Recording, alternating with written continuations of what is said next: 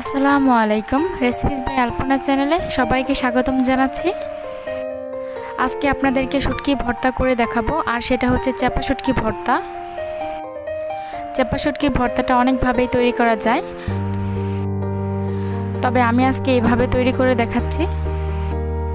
আশা করছি আপনাদের রেসিপিটি ভালো লাগবে। ভর্তাটা তৈরি করার জন্য আমি এখানে 5-6টি চেপা শুটকি নিয়েছি। চেপা শুটকিটাকে আমি ভালোভাবে ধুয়ে নিয়েছি যেন কোনো বালু না থাকে। এখানে আমি হাফ কাপের মতো পেঁয়াজ কুচি নিয়েছি, আর নিয়েছি 10টার মতো রসুনের কোয়া, আর ঝালের জন্য এখানে আমি স্বাদ মতো কাঁচামরিচ নিয়েছি।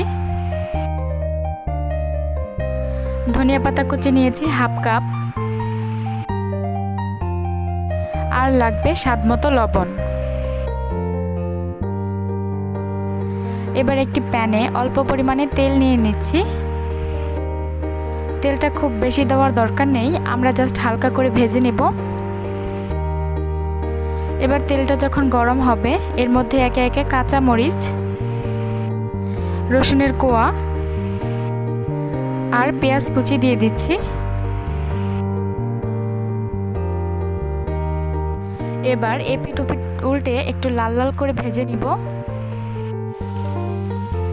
এবার যখন দেখবেন পেঁয়াজটা হালকা হালকা লাল হয়ে গেছে আর কাঁচামরিচটাও হালকা ভাজা হয়ে গেছে, এই পর্যায়ে আমি চেপা শুটকিগুলো দিয়ে দিব। চেপা শুটকি খুবই নরম, তো এটা নাড়াচাড়া করলে এমনিতেই ভেঙে যাবে, তো ভয় পাবার কিছু নেই। এটা এমনিতেও পরে আমরা ব্লেন্ড করে নিব। আর চেপা শুটকিটাকেও ভালো করে ভেজে নিতে হবে পেঁয়াজগুলোর সাথে।